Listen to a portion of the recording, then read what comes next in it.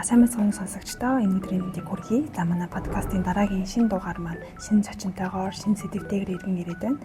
За энэ удаагийн сэдэв маань болохоор цахим орчинд хүний нийгмийн сэтгэл зүйн хэрхэн нөлөөлж байгаа вэ? Цахим орчны сөрөг нөлөө бас ингээд давуу тал нь юу юм бэ гэдэг талаар ярилцахаар бэлэн болоод байна. За тэгээ энэ удаагийн дугаарын зочноор маань болохоор Монголын тарих сэтгэл судлалын хүрээлэнгийн судлаач, сэтгэл зүйч Сэндэн хаан Тэгчээгээр урьж оролцуулаад байна. За тэгээ өнөөдөр манай урлагийг хүлээж авч оролцож байгаа танд баярлалаа.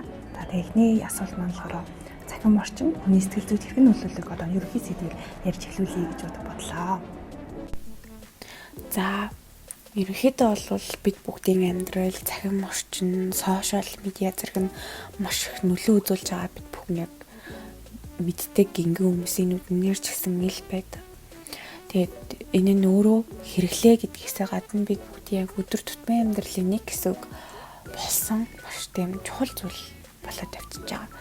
За тэгээд цахим орчны яг эрэг нөлөөтэй талуудыг бид бүхэн яг эхлээ бодоод үзэх юм бол мэдээж тий маш түргэн шуурхай хугацаанд мэдлэгийг маш хурдан хугацаанд хүлээж авдаг, бүтээх боломжийг бий болгодог.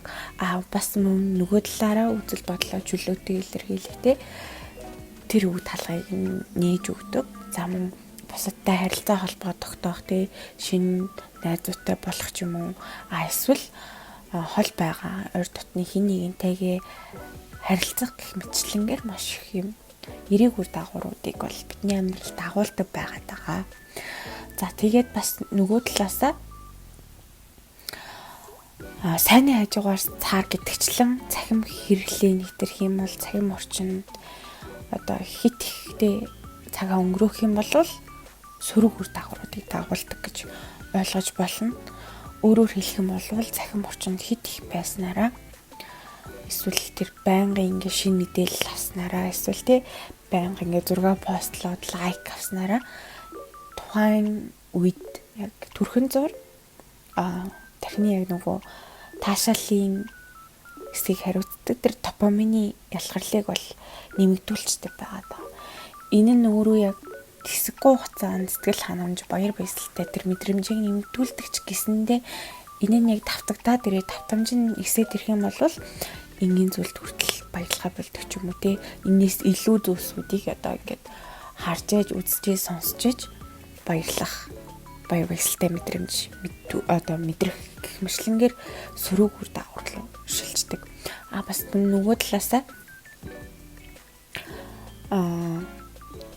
цахим орчинд байснараа магадгүй яг ингээд өдөр тутмын зарим зүйлсүүдээс сатараад те жоохон стресстэй байсан бол төр зур интернет дээр эрэг мэдээлэл үзээд, YouTube үзээд ч юм уу те эсвэл Reels үзээд тэр мэдрэмжээсээ төр зур холддог. Тэгэд энэ нь яг өдөр тутмын хэрэглээ болчингууд тэр хэрэглээгээ төр зур ингээд болдог ч юм уу. Тэр үед нь яг хүн хит их стресстэй эсвэл бухимдал төрдөг, хоосрол төрдөг буюу яг өдөр тутмын үйл ажиллагаанд уцсгүй бол магадгүй эсвэл интернетэд орохгүй бол яг хэцүү санагдах тэр мэдрэмжийг бол бий болгодог. Мөн яг тэр сэтгэл зүгээсээ гадна анхаарал төвлөрөлтөнд бол сүүлийн үеийн судалгаанууд дээр сөргөөр нөлөөлж байгааг бол харуулсан байна лээ. Өөрөөр хэлэх юм бол яг өмнөд үрдсэнчлэн интернетийн эрэг тал нь цахим орчны эрэг тал нь өөрөө маш олон мэдээллүүдийг хурдан шуурхай тэр хугацаатайгаар хүлээж авах тэр боломжийг олгодог ч гэсэндээ хит олон мэдээллийг нэгэн зэрэг давхар авснараа хүний яг нөгөө аль мэдээлэл рүү илүү анхаарал хандуулах уу гэдэг ч юм уу тэр чадварууд нь буурж идэг байгаа. За мөн түүнээсээ гадна нийгмийн харилцаанаас зогтох, нийгмийн харилцаанаас тусгаарлагдах тэр зүйлсүүд бол бий болдог. Өөрөөр хэлэх юм бол хүмүүстэй интернетээр харьцаад ойлголцоод байнгут яг интернетээр харилцах нь л яг амар санагдаад яг бодит амьдрал дээр бусдадтай харилцахад хүндрэл учирдаг байх нэ.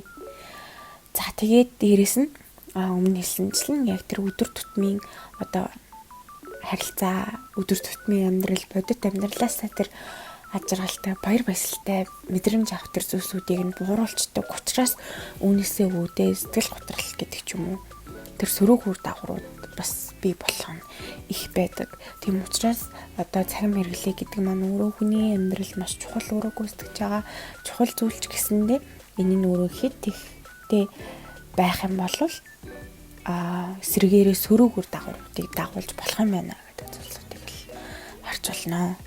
За тэгвэл нийгмийн сүлжээ байснараа бидний одоо хоёр хүний өөрийгөө үнэлэх үнэлэмжинд хэрхэн нөлөөлдөг юм болов?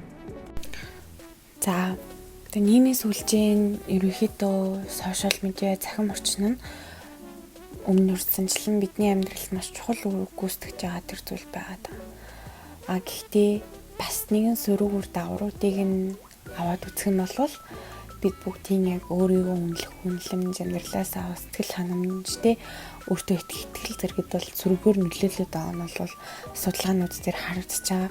Ерөнхийдөө бол нийгмийн харьцуулалтын онол гэж байдаг. Fistering одоо 1954 онд анхлах гаргаж ирж байсан. За тэгээд энэ онол дээр яг юу гэж үздэг вэ гэхээр хүн өөрийгөө тэр үнэлэх үнэлэмжээ өөрийнхөө байр суурийг нийгмийн харьцуулалтаар дамжиж бий болгодог гэж үздэг.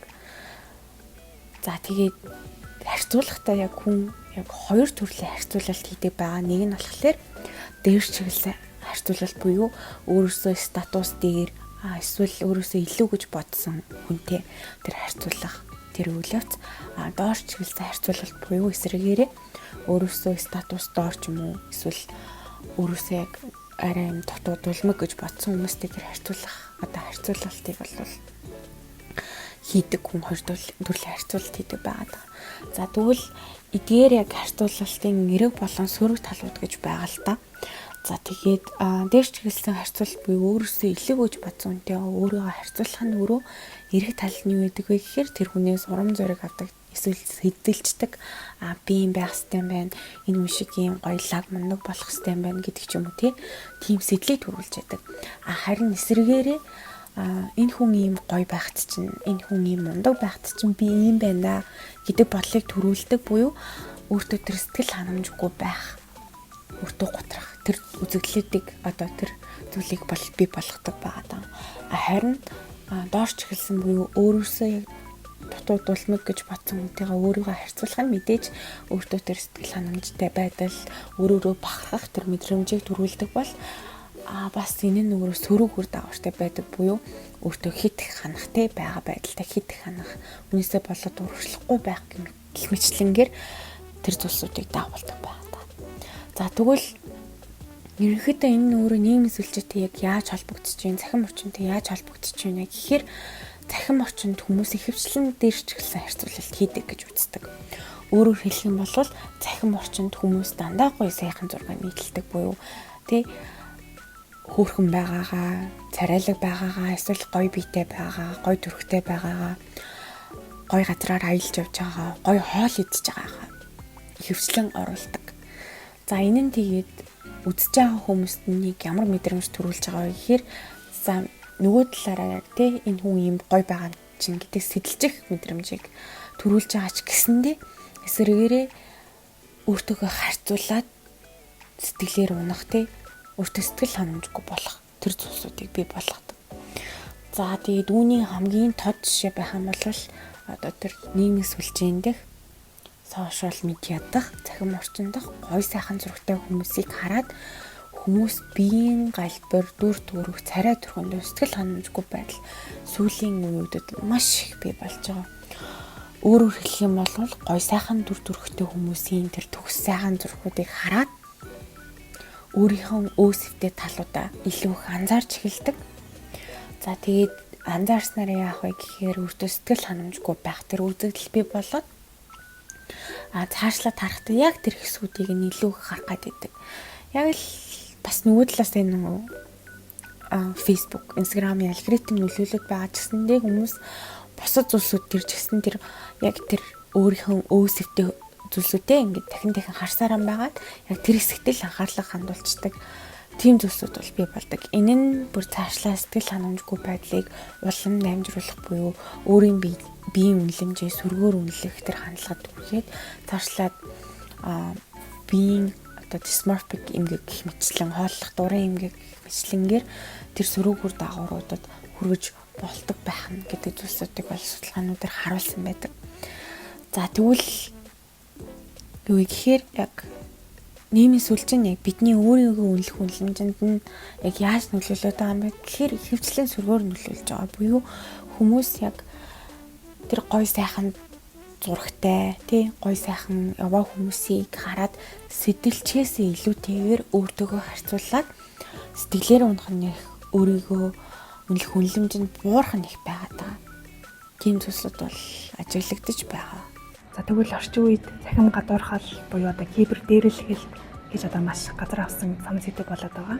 За тэгвэл энэ одоо цахим гадуурхал гэдэг нь юу юм бол энэ нь одоо сэтгэл зүйд ямар хохирол тий гэмтэл учрал тийм болоо. За одоо цахим орчноос үүдэлтэй сөрөг нөлөөллүүд бас яг юу гэж болох вэ гэхээр цахим нэрлэлтэй одоо.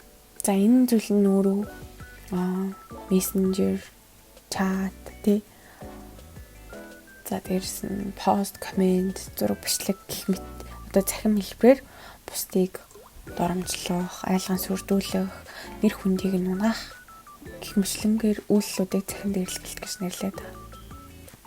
За тэгээд үүнийг маш юм хурцатмал, маш аюултай болгодог зүйл нь юу вэ гэхээр тэр дээрлэж байгаа хүн хинч байж болдог буюу нэрээ нууцлсан байж болдог. Тэгээд цаг хугацааны үед гэх юм бол тасралтгүй өдөр шөнөгүй мессеж бичээд, айлгаж сүрдүүлээд, чат бичээд, айлгаж сүрдүүлээд, комент бичээд байж болдог. Тэр одоо зүйлсүүд нь илүү хурцатмал болгодог гэсэн. За тэгвэл судалгаанууд дээрээс цахим дэрлэлтүүд хин илүү өртөд байгаа юм бэ гэж аваад үзэнгүүт хүүхдүүд илүү өртөж байгаа. Буюу хүүхдүүд цахим орчны одоо тэр сөрөг нөлөөг нь бүрэн ухамсарлаагүйгээс хэн нэгэнтэй танахгүй үнтэй шууд найз болохгүй одоо болж болохгүй гэдгийг сайн мдэггүйгээс болоо тий дөнгөж одоо интернет орчиндөө танилцаад тий бусадтай одоо харилцах тэр зүйлсүүдийг дөнгөж сурж байгаа учраас интернетэд хэрхэн биеэ зөв зөвхөстэй авах хэрэгтэй одоо авч явах хэрэгтэй вэ гэдгээ дөнгөж суралцж байгаа учраас илүү хүртээд байгаа гэж үзэж болно. За тэгээд энэ нь өөрөө яг ямар сөрөг үр дагавартай вэ гэхээр цахим дэрлэлтэд өртөж байгаа тэр хүүхдүүдийн хувьд гэх юм бол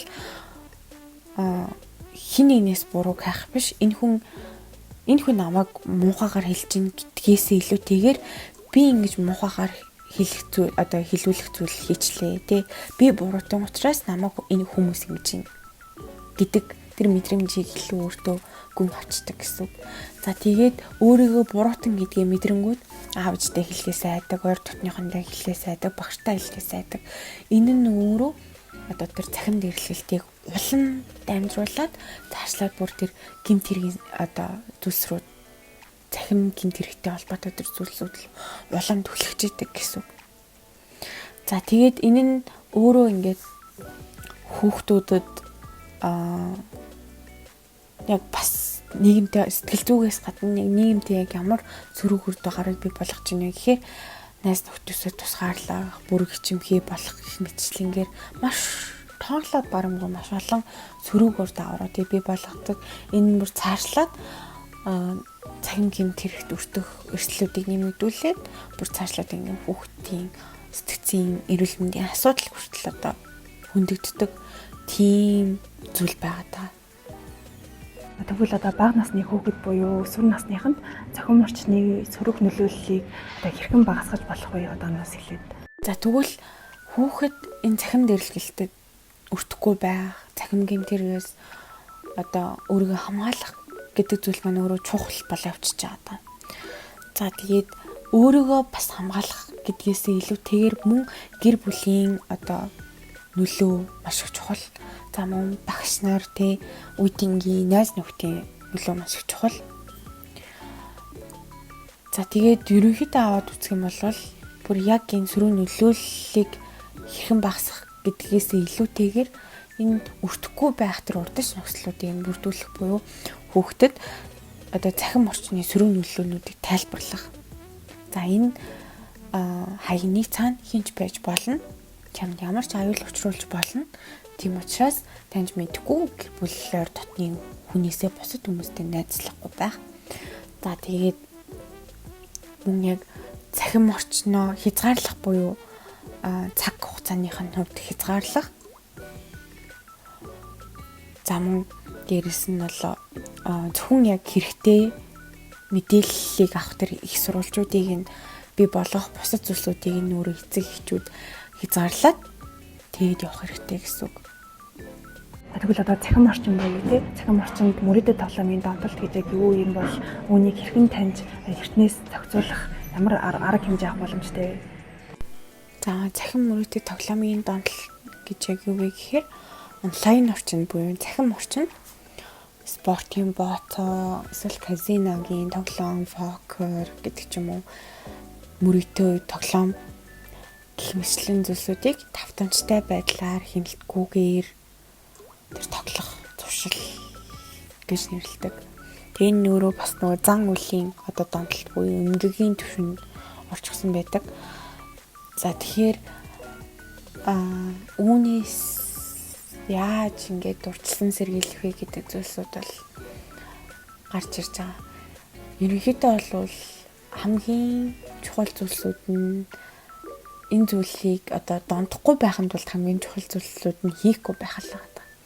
Өөрөөр хэлэх юм бол тэр цахим мөрөдөд тоглоомын тэр сайтууд маань угаасаа тэр ингээд бүтцэн тухайн хүнийг донтуулахын тулд л одоо тэр бүтцээ зохион байгуулсан байдаг буюу сайт нь тийм л зорилготой байгаа учраас нэг орж тоглолоо гэж ботход донтоос өөр нөхцөл байдлаас өөр аргагүй болчихдог гэсэн. Тийм учраас ерөнхийдөө бол энэ цахим мөрөдөд тоглоомоос хинч байсан тоглож үзэхгүй байх нь л хамгийн чухал болоод явчихж байгаа. Энэ нь өөрөө яг ингэ сэтгэл зүйн яг ямар үйл явцуудыг хамраад байгаа гэхээр скэнерийн онолоор тайлбарлагддаг. Буюу яг ингэж хүмүүс цахим мөрөдөд тоглоом тоглолоо гэж бодоо. За эхний удаа тий мөрийг авлаа гэж бодъё. За эхний удаа авлаа, хоёр дахь удаа авлаа. Энэ нь өөрөө тухайн хүн тэр урамшууллыг нь илүү төвчүүлээд өгчдөг. Тэр урамшууллаад тагтсан тухайн одоо зам бол тавтагдаад байх магадлал нь нэмэгддэг байгаа даа. Тэр мөрөдөд тоглоомын яг зарчим нь яг ийм зарчмаар ажилладаг. Гэхдээ ялалт нь одоо санамсаргүй байдлаар байдаг. Таамаглашгүй байдлаар байдаг. Ийм учраас хүмүүс одоо илүү их донтоод байдаг буюу таамаглашгүй учраас илүү допамин өмнө хэлсэнчлэн допамин гэдэг дааврын хэмнээ нь илүү нэмэгддэг. Илүү тийм таашаалтай, илүү гоё юм шиг санагддаг. Тийм учраас нэг алдсан гэсэндээ дараагийн удаа ялах юм шиг найдвар төрдөг. Энэ нь ингээд үргэлжлэлээр явсаар л байдаг гэсэн үг. За тэгээд хүмүүсийн одоо нэг зүйл нь одоо тэр цахим мөрөдөд тоглоом их хэмжээний мөрийг алдсан гэдэг ч юм уу. Хилээд идэг зүйл нь нөгөө алдсан мөнгө эргүүлж авахын тулд тоглох гэдэг. Яг энэ нь яг гол шалтгаан гэсэндээ угаасаа тэр цахим мөрөдөд тоглоомын сайтын зорилго нь угаасаа тийм байдаг гэсэн. Тэгэхээр цахим мөрөдөд тоглоом дондохгүй байх нь бол угаасаа л хийхгүй байх нь чухал. За хийж үзлээ энэ зүйлээд одоо автлаа гэж бодох юм бол мэрэгжлийн хүнд хандах нь чухал. Өөрөөр хэлэх юм бол энэ нь өөрөө яг зан үеийн хувьд яг донтол болоод төвөрчдөг. Хүний яг тэр тархины урамшууллын системийг идэвхжүүлдэг, допамины хэмжээг нэмэгдүүлдэг. Өөрөө энэ нь өөрөө сэтгэл зүйн механизмээр тулгуурласан зүйл байгаа байхгүй юу? Тийм учраас тэгэхээр та донтсон болвол үнэхээр та энэ цахим мөрөдөд тоглоомд юм одоо ид хөрөнгөө мөнгө төгрөгөө алдсан болвол дахин даймжруулахаас илүүтэйгээр алдсан мөнгөө эргүүлж авах гэхээс илүүтэйгээр мэргэжлийн хүнд нь хандах хэрэгтэй юм байна гэдэг зүйлсүүдийг бол бид бүхэн ойлгоод авчих хэрэгтэй гэсэн. За тэгээд энэ нь өөрөө зөвхөн яг ингээд тухайн хүнд хохирол учруулахаас илүүтэйгээр гэр бүл, ар гэр, найз нөхөд те эргэн тойрон хүрээллийнх нь хүмүүс хүртэл маш их юм дарамт, санхүүгийн дарамт, сэтгэл зүйн дарамтуудыг бий болгодог учраас та хайртай дотны хүмүүсээ болон өөрийгөө тэр эрсдэл дунгахаас өмнө өөрөө болж чадхаар бол болж болж чадхааргүй юм шиг санагдаад ах юм бол мэргэжлийн хүнээр хандаад үз. Мөн яг энэ зүйлсүүдийг оролдож үзье. Цахим мөрөгтэй тоглоом ганцудаа одоо мөрийг тавиад үзэхэд юу нь болохгүй байх гэж бодож үзэж байгаа хүн байх юм бол битгий хийгэрээ. Тэ та нэг орлоо гэж бодоход өөрийгөө яг ингээд болиулаад тэр зүйлсээс өөрийгөө хол байлгаж чадна гэдэг зүйл маань өөрөө маш хэцүү, ярихтай зүйл. Мэдээж та чадаж магадгүй. Гэхдээ өөрийгөө тэр эрсдэлтэй зүйл рүү битээ оруулаарай л гэж хэлмээр байна. Тэгвэл одоо онлайн харилцаа ба одоо бодит харилцааны хооронд яг ямар зөрүү байна? За тэгээ бас ийм байх нь яг сэтгэл зүйн хувьд ямар аюултай вэ? Ерөнхийдөө бол онлайн харилцаа одоо бодит харилцааны оронд буюу яг ингээд бодит харилцаатай дүүцхөөц хэмжээнд очно гэдэг зүйл маань яг нь тийм ч аюултай зүйл биш байж болно. Өөрөөр хэлэх юм бол бид бүхэн ковидын үед бүгдээрээ харсан альва нэгэн харилцаа гэр бүлийн ойр дотны хүн биш л болвол хөвчлэн онлайн харилцаанаар тулгуурлаж ирсэн байгаа зүйл. Энэ нь өөрөө одоо их амар сүртэй аюултай зүйл биш гэсэндээ бодит харилцааны төвшөнд одоо түүхий хэмжээнд очих юм бол зарим талаараа сэтгэл зүй цөрөө нөлөө үзүүлдэг гэж ойлгож байна. Өөрөөр хэлэх юм бол хүмүүс онлайнаар хин нэгэнтэй харилцаатай их цаг хугацааг өнгөрүүлээд байх юм бол тэр хэмжээгээрээ нүр тулсан харилцаанд орохоос одоо зайлсхийдэг. За тэгээд үүнтэй холбоотойгоор ганцаардлын мэдрэмж илүү нэмэгддэг байгаа даа. Бас нөгөө талаасаа нөгөө яг юм хүмүүстэй харилцаад жоох юм асуудалтай ичдэг ч юм уу бүр гिचмгийн хүмүүс байгаад байдаг. Энэ хүмүүсийн хувьд гэх юм бол мэдээж одоо онлайнаар хүмүүстэй харилцах нь илүү амар хэлбэр санагддаг. Гэхдээ энэ нь өөрөө яг тухайн хүний тэр асуудлуудыг шийдвэрлэх гэхээсээ илүүтэйгээр бусадтай харилцахгүй байх тэр чадварыг нь бусадтай тэр харилцаж чадахгүй байгаа тэр зүйлсүүдийг нь улам гүнзгийрүүлдэг гэж ойлгож байна. За мөн нөгөө талаасаа онлайнаар одоо харилцах нь яг хүний сэтгэл хөдлөлийг таних чадварыг бууруулцдаг буюу бид бүхэн яг юм хин нэгэнтэй бодитоор харилцахдаа зөвхөн тухайн хүний ярьж байгаа тэр үг хэлэмжээсээ гадна тухайн хүний биеийн хэлэмжээг нь хардаг, хоолойны өнгийг нь сонсдог, нүрийнх нь хэлбэрийг нь одоо ажигладаг. Тэгжээж хүмүүсийг харилцаанд ордог. За мөн нүдний харцаа нүдний харцаас оролцдог. Тэгжээж яг тухайн хүн яг энэ үгийг хэлэхдээ яг ямар мэдрэмжтэй хэлсэн бэ? Энэ хүн би зүгээр гэж хэлж байгаа гэсэндээ тоолооны өнгийг сонсоод эсвэл нүдний харцыг хараад биеийн хэлэмжийг нь хараад зүгээр биш үгүйг нь хүртэл ялгаж таньж авч чаддаг. Гэхдээ энэ нь өөрөө онлайн руу шилжиж ирэнгүүт хүмүүс цахимаар хийх харилцаа тэглэнгүүт энэ чадварууд нь буурдаг буюу зөвхөн хоолойны өнгийг сонсоод эсвэл зүгээр сонсож байгаа одоо чаталж байгаа тэр үгийг нь уншаад тухайн хүнийг ярианыхаа өнгө эсээг нь дүгнэгээд идэг. Тэгээд энэ нь өөрөө ингээд давтамжтай болоод эхлэнгүүт бодит харилцаанд оронгууд тухайн хүний сэтгэл хөдлөлийг нь таних чадвар, хоолойны өнгө эсээс нь сэтгэл хөдлөлийг мэдээх, биеийн хэлэмжээс нь за тэр харцаас нь тэр яг хэлэх байгаа санааг нь ойлгож авах гэх мэтлэнгээр чадвар буурдаг. Иннээсээ улбаалаад одоо хин нэгэнтэй харилцах тэр харилцан итгэлцэл буурах, тэгээд харилцааны тэр гүнзгий холбоо алдагдах гэх мэтлэнгээр сөрөг үр дагавруудыг бий болгодог байгаа. Тийм учраас мэдээж онлайн харилцах гэдэг зүйл маань өөрөө бид бүгдэд тавад талыг ойлгодог гэсэндээ одоо тэр бодит харилцаатай дүүхүйц хэмжээгээр болоод эхлэнгүүт энэ бас мэдээ сөрөг үр дагавруудыг дагуулдаг байх нэ. Болгон олон цагаар цахим орчинд цагаар зарцуулах нь бидний сэтгэл хөдлөл хэрхэн нөлөөлдөг юм болоо? За тэгвэл яг саяны хэлсэнчлэн өдөр бүр яг тэр олон цагаар цахим орчинд одоо цагаа өнгөрөх нь цахим орчинд байх нь өөрөө яг миний саяны хэлсэнчлэн хүмүүсийн одоо сэтгэл хөдлөлийг таних чадваруудыг бууруулдаг. Хин нэгний сэтгэл хөдлөлийг таних чадвар нь өөрөө буурж ийна гэдэг маань өөрөө бас мөн адил өөрийнхөө сэтгэл хөдлөлийг илэрхийлэх чадвар нь ч гэсэн буурж ийна гэсэн үг. өөрөөр хэлэх юм бол бид нар яг бас бодит харилцаанд орохдоо ч гэсэндээ хин нэгэнд яриагаа ойлгуулахын тулд хоолойны өмнөөс нүдний харц за тэгээ дээрээс нь биеийн хилэмж гэх мэтлэн зүйлсүүдийг ашиглаж хин нэгэнд яг санаагаа мэдрэмжээ за тэгээд бодлоо хилдэг ойлголдог.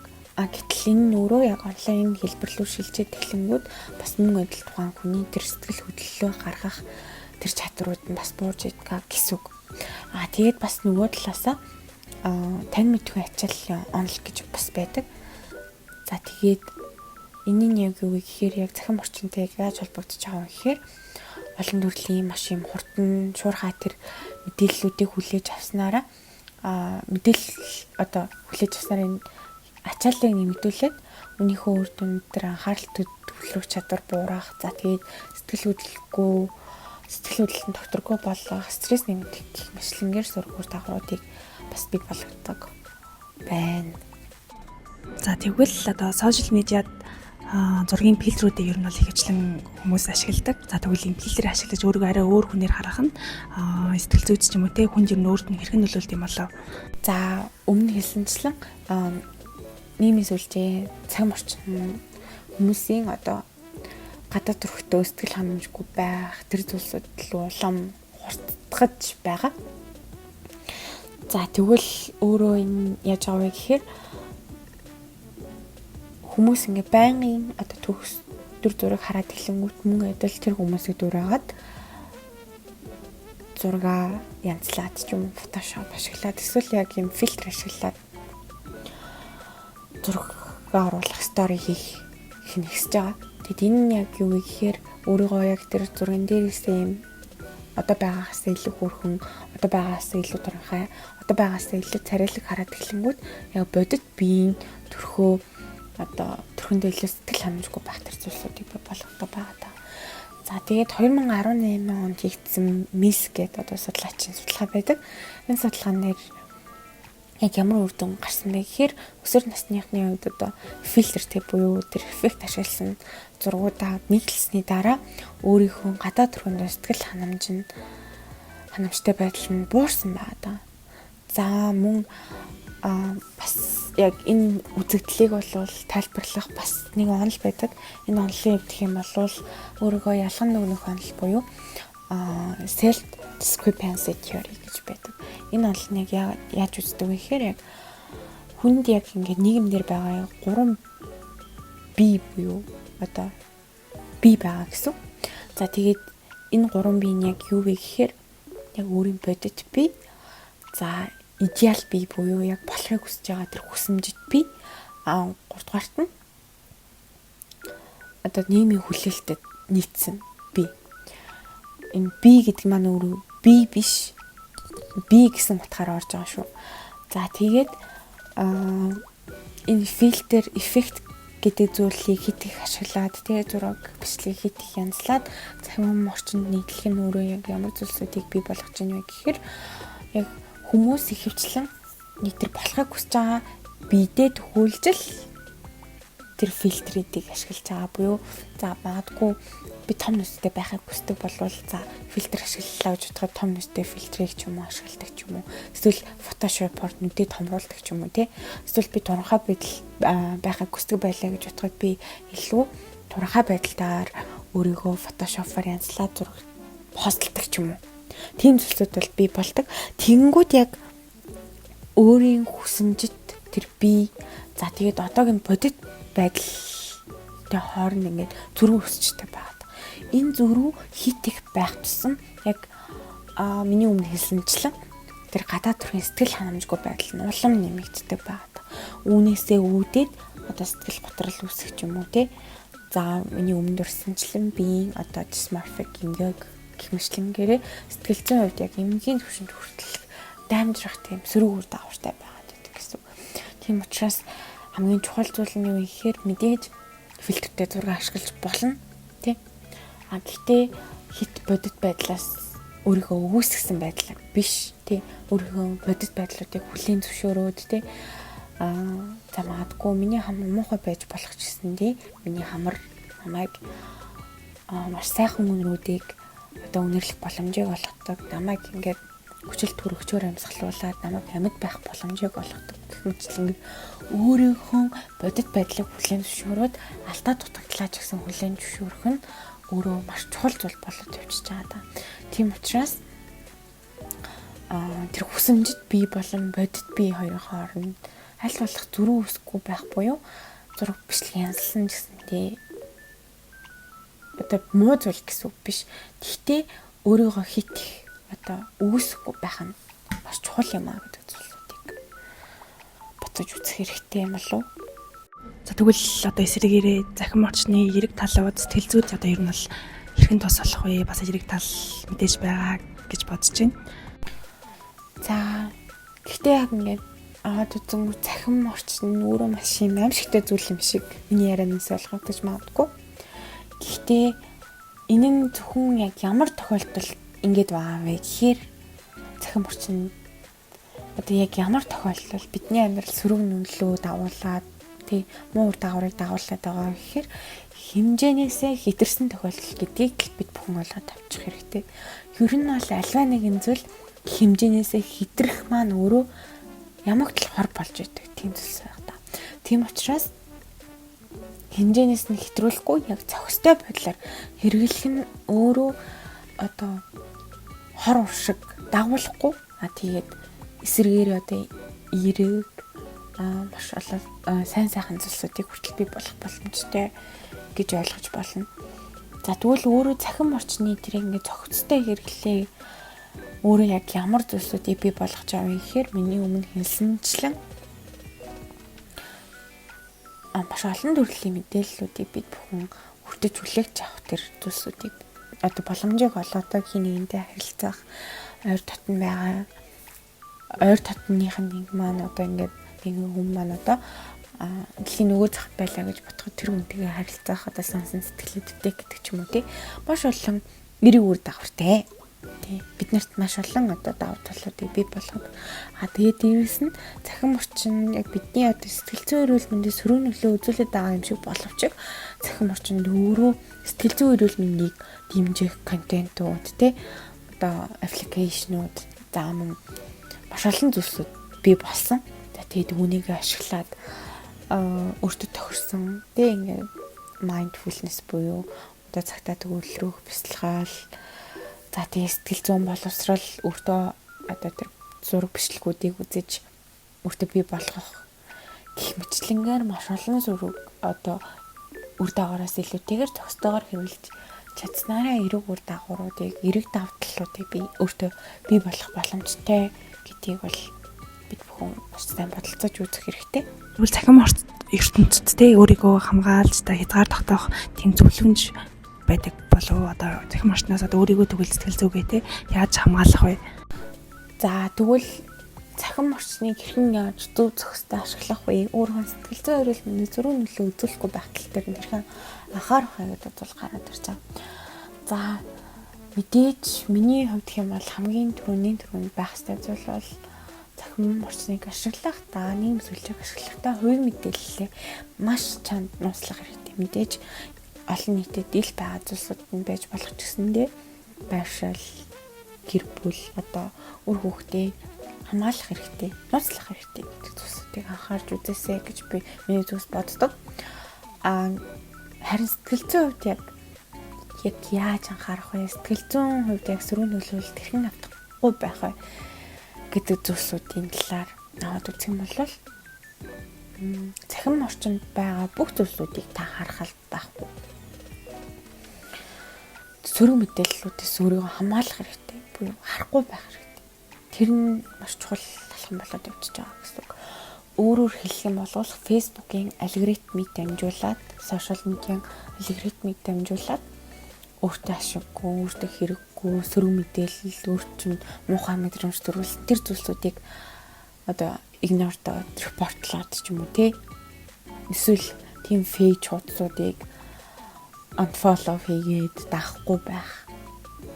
Эсвэл үнээр тэр тавихгүй, эсвэл юм байнгын одоо муухай мэдээлэл түгэж байгаа тэр хаягуудыг блоклдог ч юм уу. Яг өөрийнхөө сэтгэл зүйн хувьд тийм хамгаалал одоо үсгэх хэрэгтэй гэсэн үг. Тэгээд мөн нөгөө талаасаа нэг зүйл одоо сүүлийн үед ажиглагдаад байгаа зүйл нь юу гэхээр нөгөө мэдээж ажлын бус цагаар хүнлүү залгах нь одоо бүдүүлэг зүйл гэдгийг бид бүгдээрээ мэдчихэж байгаа. Мөн ажлын бус цагаар ч гэсэн хин нэг нь одоо хариулахгүй байж болно гэдэг зүйлсүүдийг анхаарал тавиад үзчих хэрэгтэй. За мөн одоо хамгийн чухал зүйл нь юу гэхээр цаг дээр одоо зохицуулалт маш их чухал. Өөрөөр хэлэх юм бол судалгаануудаас хараад тайнгууд яг тэр нийгмийн сүлжээ ашиглах захин орчин өнгөрөх цагт нэмэгдгийн хэрээр тухайн хүний захин гэмт хэрэгт өртөг эрсдэлний мэдчихсэн, төвшөөр нэмэгдэжсэн, мөн сэтгэл хөдлөлийн төвшин нэмэгдэжсэн, за мөн сөрөг мэдээлэл давтах нь илүү нэмэгдэжсэн байна. За миний өмнө бас хэлсэнчлэн одоо тэр хит их цаг өнгөрөөд байнгут бодит амьдрал дээр яг энэ тэр таашаал баяр баясгалтай байх тэр мэдрэмж нь хүртэл буурдаг байгаа. Тийм учраас захин орчныг хэрэгжилж болно. Гэтэ хэмжээ хязгаартай хэрэглэх буюу тохиромжтой хэмжээнд нь хэрэглэх. Бодит одоо харилцаагаа илүү эрхэмлэх нь маш чухал болоод явж байгаа даа. За тэгээд дээрэс нь одоо screen time tracking гэж нэрлэдэг те одоо дэлгэцийн хэрэглээг өөрөө хянаад явчих одоо болно. Тийм учраас тэр зүйлсүүдийг бас ашиглах хэрэгтэй. Тэгэд мөн миний бодлоор бас юм нэг өдөр сошиал медиа хэрэглэхгүй захин орчинд одоо цаг өнгөрөхгүй 7 хоног нэг өдөртэй болох нь чухал ч юм уу тий. Тэгжээж хүн яг ингээд бодит амьдралаа арай өөр нүдээр харна. Амьдралаас тэр жижигхэн зүйлээс хүртэл одоо ажрал мэдрэх нь нэмэгдэн одоо төвшүүрийн мэдрэмж багасна, за мөн гар утасна тэрнээс хит их хамааралтай байх. Тэр зүйлсүүд нь хүртэл багасчдаг байна. Тийм учраас тэр зүйлсүүдийг өөртөө одоо хэрэгжүүлэх нь маш чухал байгаа. За тэгээд үүнээсээ гадна бид бүгдийн ойлгоод авчих бас нэг чухал зүйл байгаа буюу цогцтой хэрэглээний одоо хугацаа гэж байдаг. Ерөнхийдөө бол 2-оос дээш насныхан л интернет эсвэл захин зурагт гэх мэтлэн зүйлсүүдийг ашиглаж болно. За тэгээд 5 нас хүртэл бол 1 цагаас хэтрэхгүй байх хэрэгтэй байдаг. За тэгээд энэ мэдээж одоо нас нэмэгдэхийн хэрээр хүмүүсийн зорилго өөр болдог тий. Ажил хичээлийн шаардлага нь өөрөөр болдог. За тэгээд үүнээсээ болоод яг насанд хүрсэн хүн зорилгоосоо шалтгаалаад 6 цаг л яг ашиглах нь өөрөө зохистой хэрэглээ гэж үздэг.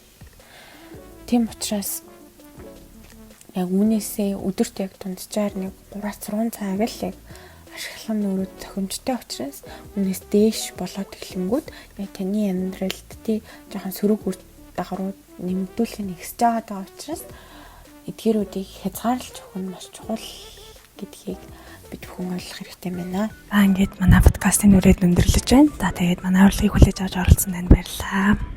За тийм баярлалаа.